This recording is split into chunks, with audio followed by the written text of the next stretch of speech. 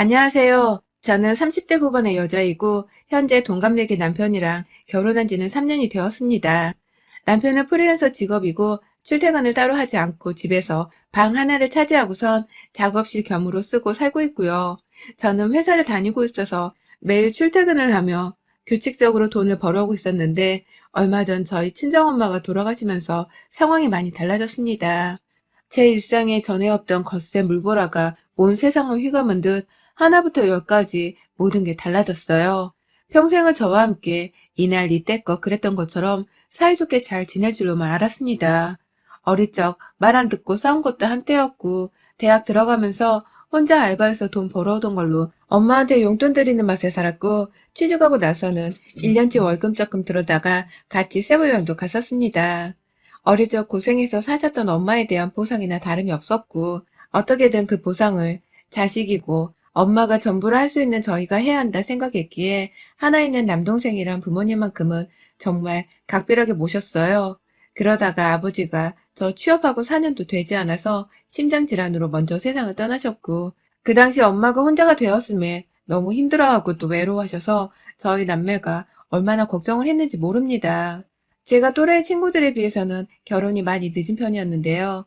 사실 여기에는 엄마의 존재가 원인이기도 했어요. 혼자서 조금만 내버려 두면 우울증이라도 걸린 사람 마냥 정신을 놓고 사시는 엄마를 돌봐드리고 좀 더 웃게 해드리고 싶어서 같이 엄마랑 결혼하고 출가한 남동생 없이 둘이서 살며 오순도순 참 정겹게도 지냈습니다. 딸내미랑 같이 단 둘이서만 친구처럼 사는 게 겨우 적응이 되셨는지 점차 상태가 나아지셨고 급기야 제 나이가 30이 훌쩍 넘어가면서부터는 먼저 빨리 결혼을 하라면서 떠나가라고 보채던 게 저희 어머니셨어요. 그래야 자식들을 다 키워놓은 것 같아서 속이 후련할 것 같다고 하면서 말이죠. 그런 엄마 말에 뒤늦게야 대학 동기들, 회사 동료들 소개를 주선받아 지금의 남편을 만나게 되었고 제 딴에는 엄마 때문에라도 결혼을 좀 늦지막히 하려 했는데 당시 시어머니께서 나이 많은 며느리 들어오는데 결혼을 안 서두르는 이유가 뭐냐면서 저희 남편에게 저 들으라고 한번 큰 소리를 내신 적이 있어서 그때 처음으로 제 나이가 누군가에겐 전혀 환영받지 못할 수 있는 늙은 나이란 걸 눈치 보며 결혼을 서둘러 했습니다. 그런 소리를 시어머니로부터 들었으면 결혼을 하지 말고 엎었어야 하는 건데 저는 그마저도 저희 엄마가 마음 속상해하고 힘들어하실까 싶어 친정으로는 아무 말 전하지 않은 채 시모를 대신해 사과하는 남편만 용서하며 결혼을 했네요. 시모는 참 별나고 못된 인간이었습니다. 웬만하면 사람한테 천성이 타고나는 것이 있을 테니 못됐다고까지 말을 하지는 않으려 하는데 시모는 정말 앞뒤라도 씌인 여자 같았어요. 혼자 사는 저희 엄마의 상황을 뻔히 알면서 친하지도 않던 결혼 초 저희 집에 모여서 하신 말씀들은 정말 지금도 잊혀지지가 않습니다. 시아버지가 잠시 전화를 받는다고 방 안으로 들어가시고 저희 부부랑 시모 그리고 저희 엄마 넷이서만 남겨져 있던 그때에 사돈은 참 인생이 기구한 것 같아요. 나 같으면 절대로 남편 먼저 죽고서 혼자 못 살아요. 저 사람 없이 나 혼자 도대체 어찌 살아? 우리가 지금 얼마나 행복하게 살고 있는 줄 알아요? 저 사람은 저 나이가 되도록 여전히 내 손에 꽃 쥐어주는 거 그렇게나 좋아해요. 가끔은 앞치마 메고서 내 밥 차려준다고 부엌에 들어가 있는데 얼마나 가슴이 콩닥콩닥 하던지. 밥 차려주는 남편 둔 게 최고지 뭐. 라면서 남편 일은 저희 엄마 앞에서 인생이 기구하다며 시작을 하더니만 급기야 자기 남편 자랑을 막 내려놓는데 저 나이에 도대체 뭐하는 짓인가 싶더라고요.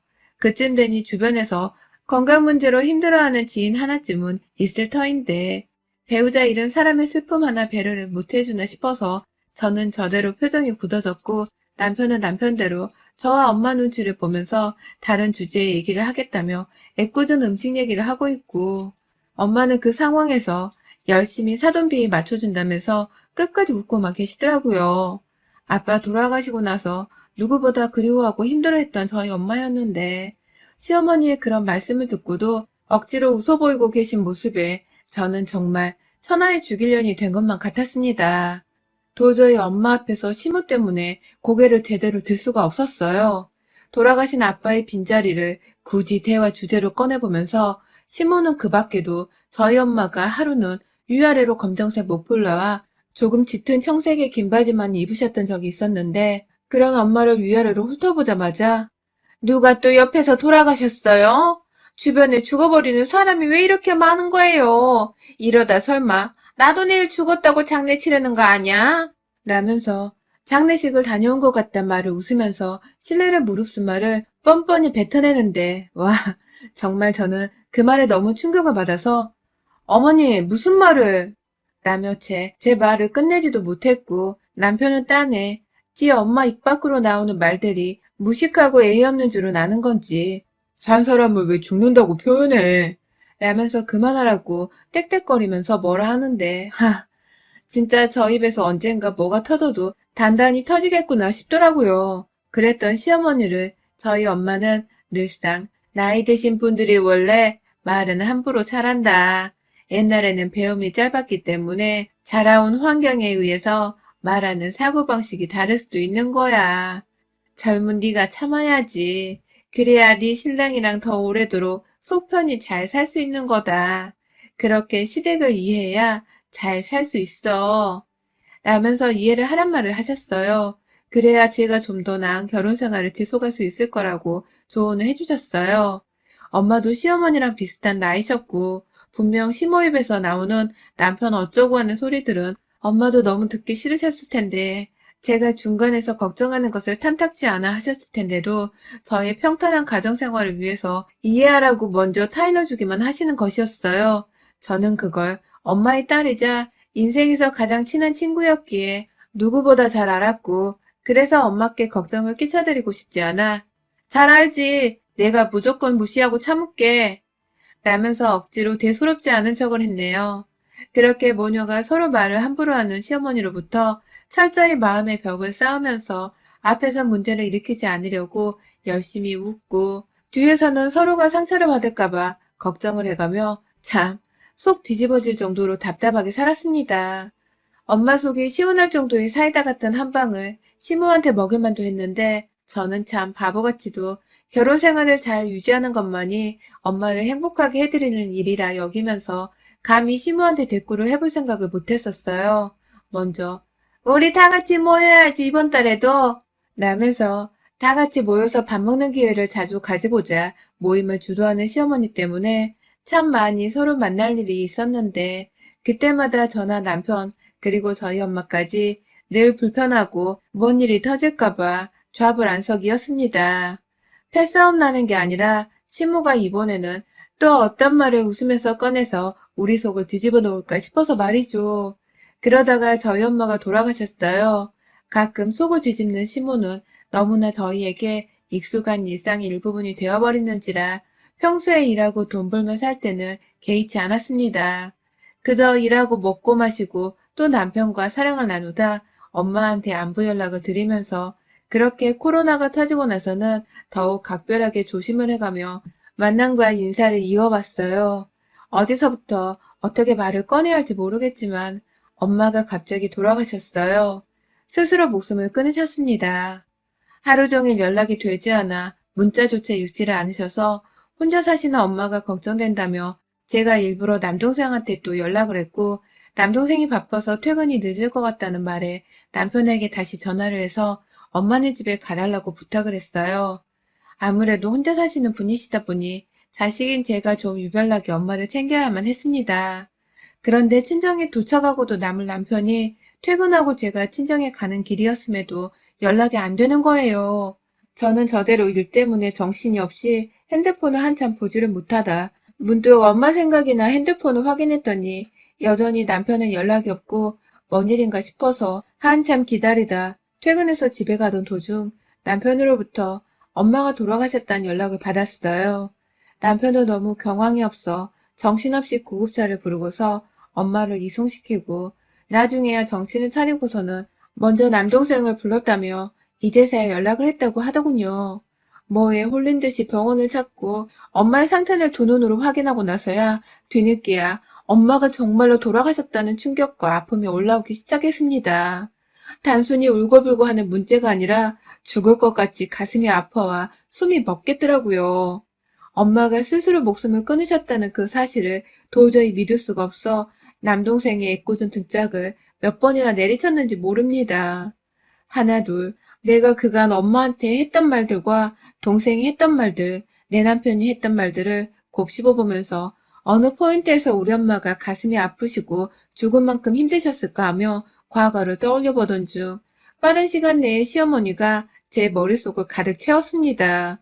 평소 한결같이 죽은 우리 아버지를 언급하면서 혼자 살면 외로워 죽을 것 같을 텐데 사돈은 참 용케도 잘 버텨요. 라는 개소리를 시전하며 고인의 유족을 농락한 날들. 우리 남편 없음 나 진짜 살 이유가 없어요. 남편이 곁에 같이 나이 들어 간다는 게 얼마나 축복받은 일인지 또 행복한 일인지는 사돈은 절대 모를 거예요. 라면서 지 남편은 살아있어서 너무 다행이라는 말을 구태여 입 밖에 꺼내는 개친상짓을 시전한 날들. 그 모든 날들 중에서 시모가 저희 엄마의 가슴에 비수를 꽂다 못해 칼로 난도질을 한 그 순간들이 모조리 다 영화의 필름 마냥 꺼내져 머릿속을 흘러가는데 제 입 밖으로 그만 죽여버릴 거야. 이게 다 그 여자 때문이라고. 라는 화부터 내버렸습니다. 옆에서 남편과 남동생이 누구를 지칭하는지를 단번에 알겠었는지 참어 지금은 어머님 장례를 잘 치러드리는 게 우선이야. 라면서 제 화를 겨우겨우 달래더군요.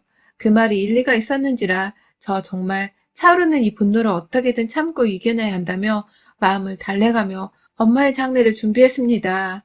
여전히 부르면 내 딸 하고 일어나 와줄 것 같은 엄마가 누워있는 꼴을 보고 있자니 너무 속에서 천불이 나고 코가 달아 없어질 만큼 뜨겁고 사무치는 눈물이 흘렀으나 장래만이라도 잘 치러드려야 엄마가 떠나시는 길만큼은 더 이상 힘들지 않아 하지 않겠냐면서 저를 달래주는 제 하나뿐인 남동생의 말을 들으며 씩씩하게 마음을 다잡았습니다. 사망진단서 발급부터 부고 사실을 주변인들에게 알리기까지 너무나도 힘이 들었어요. 남편과 남동생이 옆에 없었더라면 진작에 정신줄 못 잡고 쓰러졌을 텐데 옆에서 든든하게 제자리를 지켜주는 남자들 덕분에 힘을 얻으며 장례를 치렀는데 저 정말 장례식장에서 피를 볼 뻔했습니다. 글쎄 장례식장에 나타난 신부가 짙은 색의 립스틱을 바른 채 메이크업을 하고 나타난 겁니다.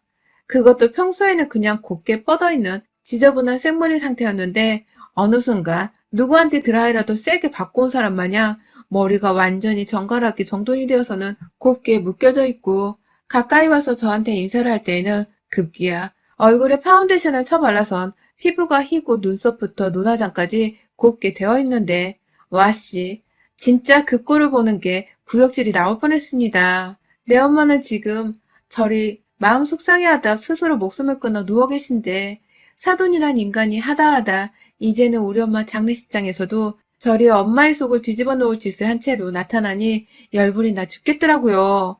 누가 봐도 화장을 곱게 해서는 미용실 가서 머리부터 메이크업까지 풀로 서비스를 받은 모양인데 그 상태로 와서는 우리 엄마 앞에서 고인의 명복을 빈다며 인사하는 시모의 얼굴에서 눈을 떼지 못했습니다.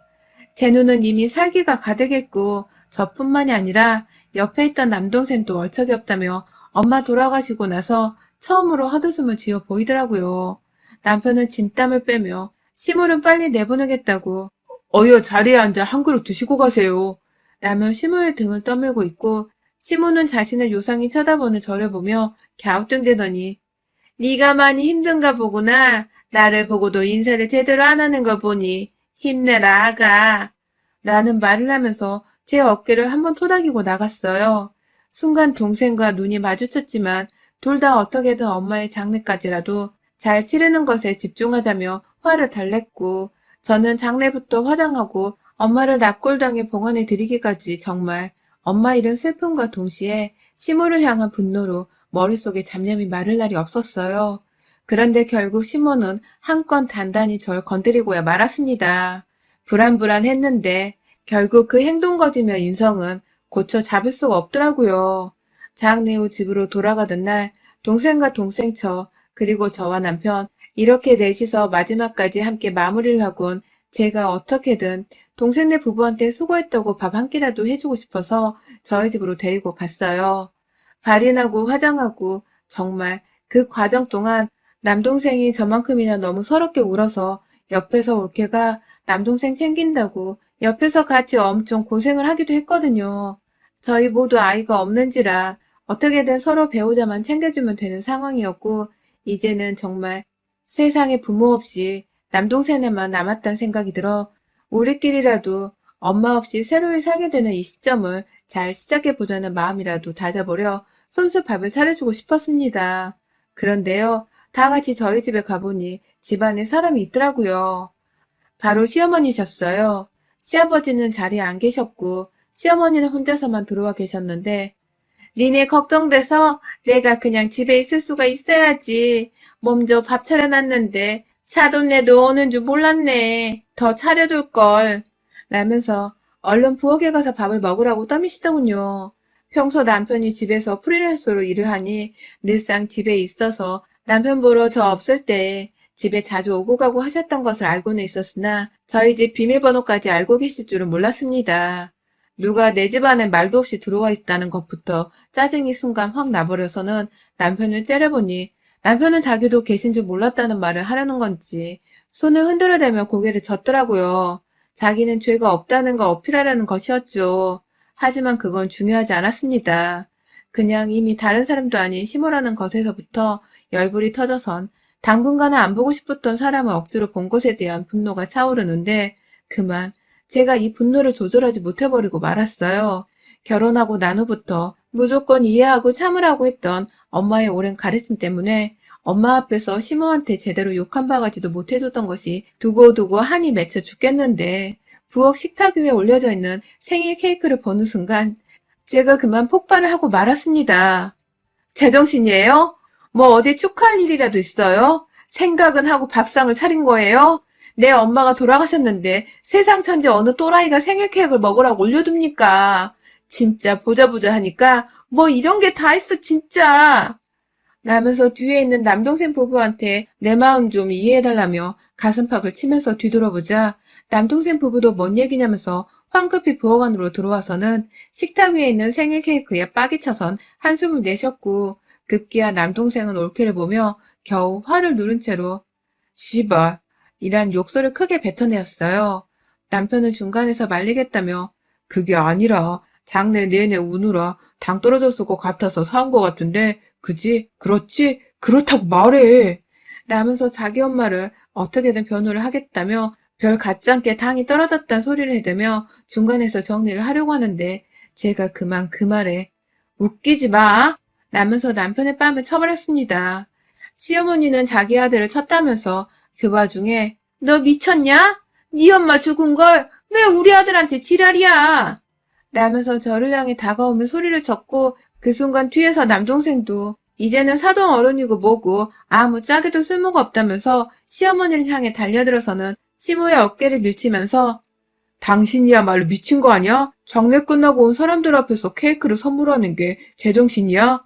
아우 씨바 진짜 그동안도 역 같았는데 이거 진짜 뭐 이런 게 다 있어 라면서 당장이라도 한 대 치겠다면서 다가서서는 위협을 하는데, 그걸 본 남편도 제 남동생의 덩치에 감히 말려보겠다고 덤빌 수가 없었습니다.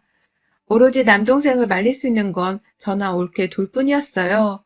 동생을 옆에서 겨우 말려가면서 사실 속으로는 동생이 한 대라도 시모의 낯짝을 쳐주길 바랬지만 끝까지 붙들어 말렸습니다. 그 더러운 짓, 손에 사람 뺨 때리고 피 묻힐지도 모르는 그 더러운 짓은 제가 제 손으로 직접 해주고 싶었으니까요.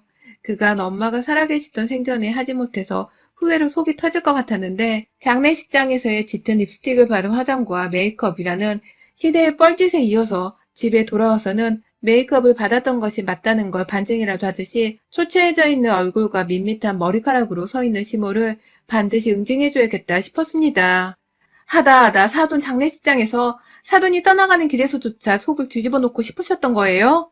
그래서 립스틱에 메이크업에 머리까지 하고 나타나서는 이제는 남은 자식들한테 케이크라도 떠먹여주면서 우리 엄마를 또 한 번 더 욕보이를 하시는 거고요. 정말 제가 상상한 그 이상으로 어머님은 악랄하시네요. 살다 이렇게 악랄한 늙은이는 내가 진짜 처음 본다고. 라면서 시모의 밋밋한 머리를 잡아당겨서는 앞에 있는 생일 케이크 위로 시모의 얼굴을 처박아 던져버렸습니다. 식탁 위에서 손을 허우적대며 제 소나기에서 빠져나오겠다고 발버둥을 치던 시모 때문에 식탁 위의 밥 반찬들이 죄다 쨍그랑거리며 사방으로 떨어져 나갔고 시모는 숨을 못 쉬겠던지 고통스럽다며 급기야 식탁 위를 손바닥으로 세차게 치며 그만하라 신호를 보내더군요. 뒤에서 남동생이 못 봐주겠다며 자기 손까지 들어선 시모의 머리를 한 대 더 깊숙이 케이크 속으로 박아버리던 그 순간 결국 남편은 자기가 해결할 수 있는 정도의 보통 일이 아니라 생각을 한 건지 한 번만 봐줘 제발. 노인네 노망난 걸 나를 봐서라도 제발 한 번만 봐주라. 라면서 저희 남매 앞에서 무릎을 꿇었어요. 하지만 저희 남매와 올케는 그간 시모의 악랄한 행동에 대해서는 들은 것도 있고 아는 것도 있고 직접 본 것도 있어서인지 절대로 멈출 수가 없었고 저는 시모의 고개를 그대로 들쳐 올리자마자 얼굴을 씻길 생각도 안 하고 시모의 구렛나루를 세게 잡아당겨서는 그대로 저희 집 현관문을 열고 노인네의 옆구리를 발로 뻥 차버리며 집 밖으로 내쫓았습니다. 현관문 밖으로 나가 쓰러지는 시무를 따라 일어나 애초로이 쳐다보던 남편에게 너도 나가. 이 상황에서 네 엄마부터 걱정되고 네 엄마가 여전히 옳다고 생각되면 나가서 네 엄마 뒤처리나 하라고. 천하의 죽일년 같으니라고. 감히 엄마 잃은 자식들한테 생일 케이크를 갖다 처먹일 생각을 해? 확 진짜 대가리를 뽑아버릴라. 라면서 남편을 보다 말고 시모를 향해 다시 나가서는 발길질을 갈기고 침을 퇴 뱉었습니다. 시모는 벌벌 떨면서 아파트 찬바닥 위에서 두 손바닥으로 자기 얼굴을 감싸더라고요. 저는 집안에서 지 엄마를 챙긴다고 나오지를 않은 채 가만히 서 있기만 한 남편의 뜻을 짐작하고는 저희 집 현관문을 쾅 닫아버렸고요. 이 짓을 엄마가 살아계셨던 생전에 보여드렸더라면 엄마가 스스로 생을 마감하는 일까지는 없지 않을까 싶어서 가슴에 한이 맺히는 걸로 모자라 매일 밤마다 피토할 지경입니다. 단순히 아빠가 그리우셔서인지 아니면 시모의 말들이 가슴에 박혀 비수가 되어서인지 세상을 떠나실 적 엄마의 심정을 제가 감히 어찌 헤아리겠냐마는 이 두 이유 모두 시모의 하찮은 말들로 인해서 벌어진 감정들일 테니 저는 저대로의 엄마를 위한 복수를 했다고 여겼습니다. 동생네 부부도 옆에서 잘한 거라 저를 토닥여주기 바빴고요. 남편은 차마 지 엄마를 패버린 것에 잘했다는 말은 못했지만 면목이 없다. 라는 말을 하면서 말을 다 잊지 못하고 자신이 직접 난장판이 된 부엌을 치우겠다며 저희 보고는 좀 쉬라고 하더군요. 저와 남동생은 시무랑 씨름하느라 힘을 썼더니만 진이 다 빠져서는 주저앉았고 결국 그날 저는 동생네 부부한테 뜨신 밥 좀 차려주려다가 배달 음식으로 저녁을 대체했습니다. 벼랑간 정말 사람을 쳐보는 더러운 짓을 다 해봐서 남편을 볼 때면 아주 살짝 아들 앞에서 어미를 때린 아나무인한 사람이 된 것 같아 미안하긴 했지만 죽은 제 친정엄마 영정사진만 보면 제가 지금 누워있다가도 눈물이 줄줄 흐르고 감정 컨트롤이 안 되네요. 그래서 그런지 시무를 때리고 욕보인 건 두고두고 제 인생의 업적이 아닌가 싶습니다. 최고로 잘한 제 인생의 업적 말입니다. 여러분의 생각은 댓글로 남겨주세요. 오늘도 시청해주셔서 정말 감사합니다.